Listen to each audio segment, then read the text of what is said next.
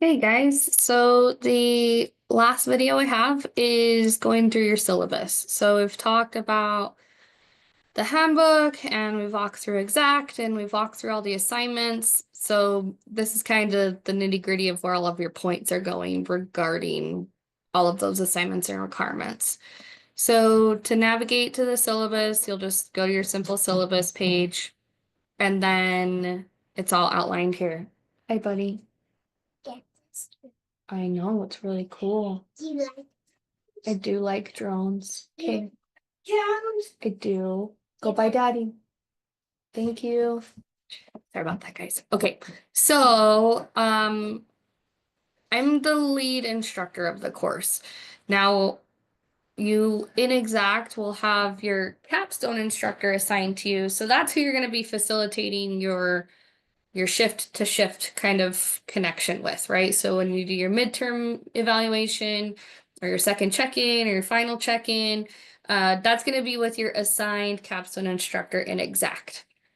I'm the lead of the course. So if there's any big issues that you need assistance with, or for example, if you're trying to set up like a check-in with your primary instructor and you can't get the schedule to align and just things just aren't working out and you've tried to go back and forth to figure out a good day and time, then you can bring me into the fold, right? So that's kind of my responsibilities there. I also work really closely with Zach. So we're working on preceptor contact information. So if you ever have any issues about scheduling or anything, I'm the person to go to. So my contact information is here.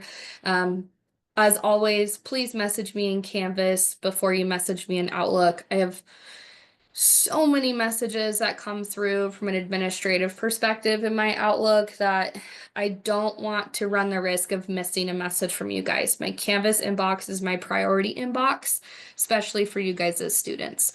I do have the phone number there, the office phone number. We have Ring Central, so you can also text us through that phone number as well instead of calling. And then, my office hours, I'm in 106F, and I'll be there Tuesdays, Fridays, and Wednesdays. So should be there when you guys are on campus, especially for like lab. And then for some of you, I'll be there when you're there for med search. So if you need to talk to me or want to talk to me as a face-to-face, by all means, I'm more than happy to. And you can always make an appointment with me to chat about anything. So course description is here, learning outcomes, college-wide outcomes, prereqs. You just needed to have gone through all the previous semesters and successfully. And then as far as communication, look at the individual instructors page. Most certainly, all of our preferences is Canvas first, then our phone numbers. The handbook is what you need to be successful really in this course. And communication. Communication, communication, communication. If you have a problem and you don't tell us you have a problem, I can't fix a problem I do not know exists. Okay. Um, the assignments are gonna update once everything is in the different sections. This is just the blueprint, so it doesn't hold on to assignment dates or anything like that from semester to semester. But here's your breakdown. This is the really important part here. Okay, you have your percentages for each of the weights of the assignments, right? You have your preceptor evaluation and your clinical journal assignments. Both of those are 5% each of your grade. Now, here's how these assignments are graded. Because everybody has varying number of shifts that they are doing based off of the length of their shift. And remember, you need one preceptor evaluation and then one clinical journal for every shift that you work. These are all or nothing points. So if you are working a 12-hour shift, you have 8 full shifts that you will be attending. You need 8 preceptor evaluations. You need 8 clinical journals. If you only turn in 7, you will get 0 out of the 50 points. So it's all or nothing. Now, as far as like the grading goes, guys, as long as you just do the requirements of the assignment, like your 2 paragraphs, You're fine. I just want you to be thoughtful and intentional when you're doing these assignments. That's the whole purpose of them, just to get you to think and reflect and how are you going to improve and change your practice to continue moving forward. So you get as much out of this experience as possible to give you a really solid foundation before you transition into that professional practice. Okay. Your goal-oriented assignments are 15% of your grade. So each assignment, each goal assignment's worth 25 points apiece. And then your check-in meetings. So you will get 50 points for doing this capstone orientation module and the quiz that's associated with it. You will get 50 points when you do your first check-in, and reminder, that's after your first full shift. Okay, so after shift 1, before shift 2. And then your second check-in and your third check-in or your last final milestone, those are both worth 100 points each. Those ones are really important. They hold a lot of weight. The check-in meetings in total are 30% of your grade. So you really have to make sure you hit those milestones and attend those meetings when you need to attend them. You have your evaluations. There's 20% of your grade.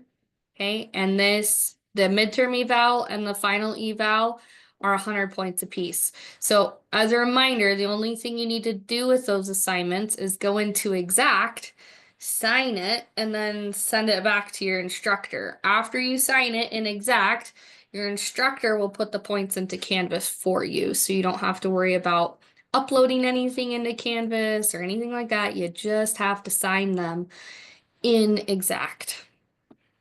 And then there's 5% for miscellaneous. So you get 25 points for putting in your capstone schedule, 12.5 points for signing your acknowledgments for the class, and then 12.5 points for doing that unit orientation assignment. Okay, so turning in stuff, that's where, 80% of your grade comes from. Okay, the last 20% comes from a category called professionalism points. Now, all of you guys, and this is a new thing that you haven't encountered in other classes before this, you will all start the semester with 200 points in this category, okay? As you have what I call infractions, you'll lose professionalism points, 10 points for each infraction as you go through your experience, okay? And again, this is just to help you transition into that professional practice that you guys are working to develop, and just kind of standards that are expected out in the clinical practice that we want you to learn how to develop good habits for kind of moving into that sector. So the first thing would be if you miss a scheduled or mandatory capstone check-in meeting or you're late by more than 10 minutes. So with this, you're scheduling in the Canvas calendar when you want to meet with your instructor. It's not the other way around. So effectively, you're telling us when we need to be there to meet with you, okay? In that regard, we are taking time to get prepped for those meetings and make sure that we are ready to go. And as far as the meetings go, usually we schedule them back to back in 30-minute increments at a time. Some of those meetings really use up the whole 30 minutes of us having a conversation. So if you're late by more than 10 minutes and we need that time to have a good conversation, it's not fair to the person who's scheduled behind you who does show up on time to have their time interrupted because you didn't attend when you said you were going to, okay? Now, the preference is that you let us know if you can't make that meeting with at least a 12 hours notice, okay? Go into the calendar, cancel your appointment time, totally fine. We check those regularly.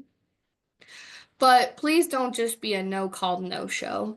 Any kind of pre-notice is better than no notice at all, because then at least I have the capacity to do something else for those 30 minutes if I know that you're not planning on showing up.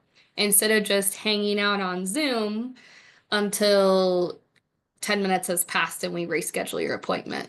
Now, if you end up having or missing or not attending your midterm or your final and your preceptor does show up, which we have had happen before, we as instructors will meet with your preceptor because they've taken the time out of their day and their schedule to chat with us.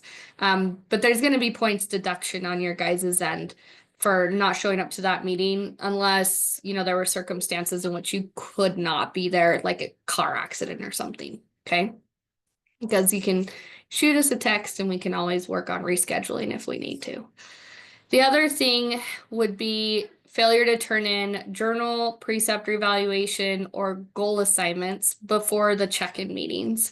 Again, as far as the due dates go, when you look at the calendar, all of the assignments are going to have a due date at the very end of the semester. That's not the case, right? You have to turn in your assignments depending on how quickly you move through your capstone experience and when you have your check-in meetings.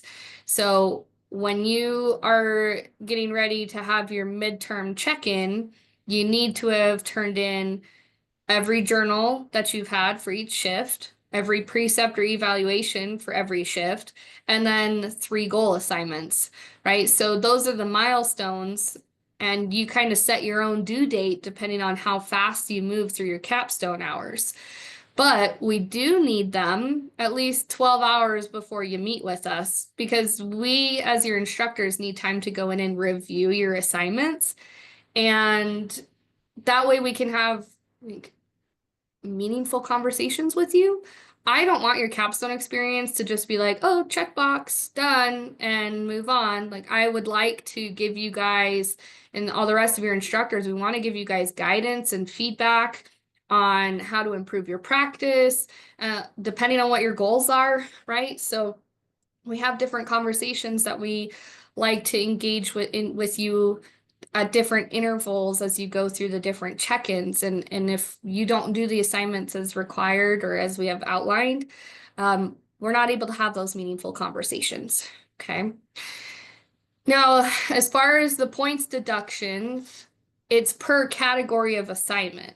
So if you are getting ready to have your midterm check-in, for example, and you have completed 4 shifts, and let's say you turned in 4 journals and you turned in only 3 preceptor evals and you turned in 2 goals, well, you're going to lose 20 professionalism points because you did not have all of your preceptor evaluations and you were missing one of the required goal assignments at that midterm check-in. Okay, so it's per each category, you're going to lose that 20 point or those 10 points. Apologies.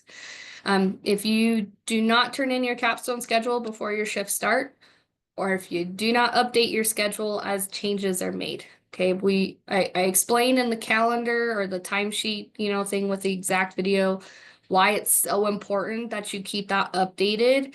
So if we are going and reconciling your dates and they are not reflected appropriately on your timesheet, you're gonna lose professionalism points.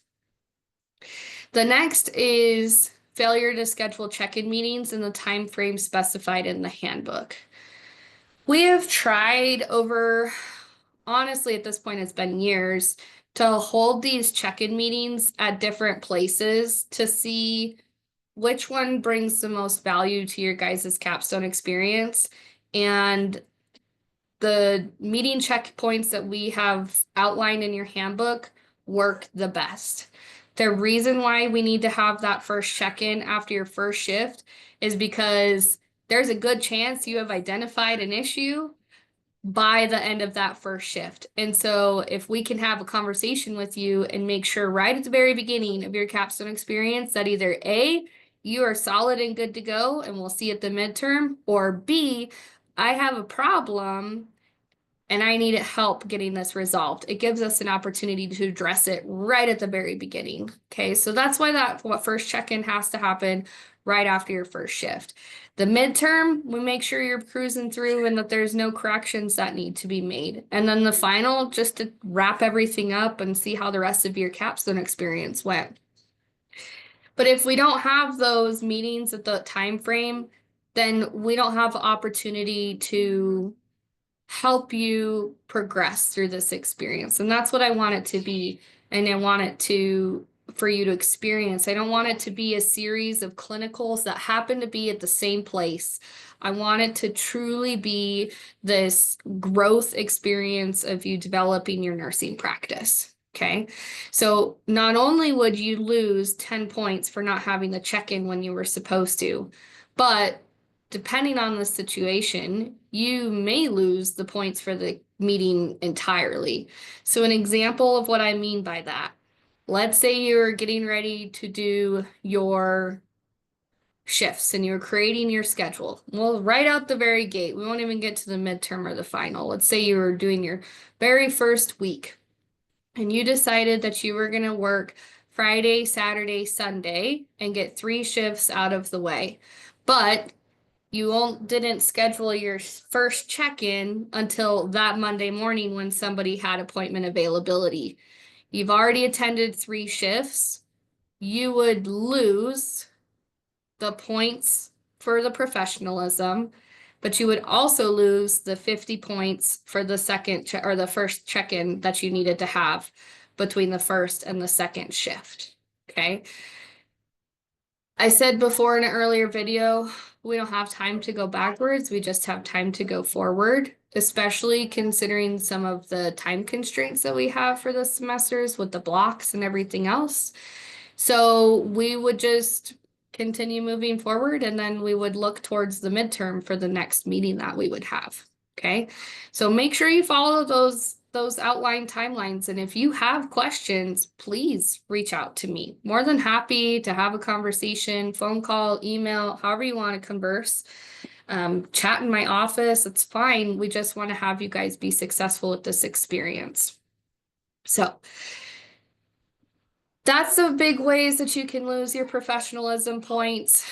As far as how to be successful in this class, there are 3 ways that you could fail this course. Okay. The first one is if you don't get all of your 100 hours done, right? Like that's number 1. It's a requirement of the course. You have to get your 100 hours completed. If you feel like at any point in time, you might not get 100 hours done within the semester, you need to reach out to me as soon as possible. And we can look at what's going on, see how we can help you achieve that goal of getting your 100 hours completed. As a reminder, we do have the incomplete path that we could potentially look at if you qualify. Okay, the second way that you could fail this class is if you get an unsatisfactory mark on your final evaluation. Now, the things that are listed on your final evaluation are, for example, student performs all skills safely, or student administers medications safely. I would hope that you would agree with me that if you cannot pass out medication safely by the end of your nursing program, you're not ready for practice yet, okay? The last way that you could fail this class is just like any other nursing class, and that's if you don't get a 78% in the course, right? So those are the 3 ways. Additionally, if you fail to follow the policies outlined in the capstone handbook, it could result in disciplinary action up to and including failure of the course. A big one for this would be compliance. If you're in 4th semester, you understand the requirements of you being in the program of what means you're compliant, what not compliant. So going to a capstone placement, knowing you're not in compliance, not only puts you at risk, it puts the facility at risk, and it puts patients at risks. And that's not something that we will tolerate as far as taking care of patients. Okay. Institutional policies are here, tutoring services. Your instructors are here to kind of help guide you with anything that you need, advising, counseling, the academic calendar, the dishonesty policy. I suppose you could cheat in this class, just please don't. You have the incomplete process I was telling you about, COVID-19. I know policies and procedures are going to change, so just know that, be aware COVID-19 is still a thing, as was everything else, and especially this season. Flu is really bad right now and everything. So just make sure you're protecting yourself, wearing your proper PPE when you're going to your facilities and to your sites. And then ADS and accommodations. Please, if for whatever reason you think you need or would like an ADS accommodation for this course, please reach out to this group. There's the phone number. The website link is right there as well. I will just let you know that we look at ADS accommodations on an individual basis for Capstone for what we can and we cannot do. But please, we'll go reach out to them and we'll see what we can do. And then, of course, here's your academic grievance policy. If you feel like you need to utilize this at the end of the course or at any time during the course. I think the last thing that I neglected to mention is that the co-requisite for this class is your transitions course. I can't remember what the number is, but it's an online class and that's the co-requisite. It is. So if you, I'm not gonna say. So if you fail transitions, you would by default fail your capstone experience and vice versa. Okay, so please pay attention in that class. Make sure you're up on your grades and everything. You have no questions there. Really, ultimately, I think the biggest thing that I can impress upon you guys is just communication, communication, communication. I usually have 95% of the students walk away with this class with very good grades just by following the checklist that's outlined in the handbook and reaching out when they're having any kind of concerns or issues. So please, if you find yourself struggling or think you're going to have concerns or problems, reach out to us and we just want to help you be successful in this course. To kind of wrap everything up, at the end of this module, there will be a little quiz for you to take, and it will cover all of the videos that are in the orientation module, and you have to get 100% on it. So you can't move forward in the course until you get 100%. And then everything will open up and you can start with reaching out to your preceptor and scheduling and kind of just getting ready to go. Your capstone instructors will have a few appointments open this week, and then they'll start to open more up as the rest of the time goes on. The number of appointments that your capstone instructor is going to open is really dependent on the number of students that they have assigned. So capstone instructors who have few students will have fewer appointment availabilities. Capstone instructors who have a lot of capstone students will have more, just nature of the beast. But again, if you find that you are not able to book an appointment time and after reaching out to your instructor having difficulties arranging a time between the two of you, reach out to myself and we'll make sure that we get that taken care of. Okay. All right. Thank you for watching all of these videos and I appreciate your patience and have fun at Capstone.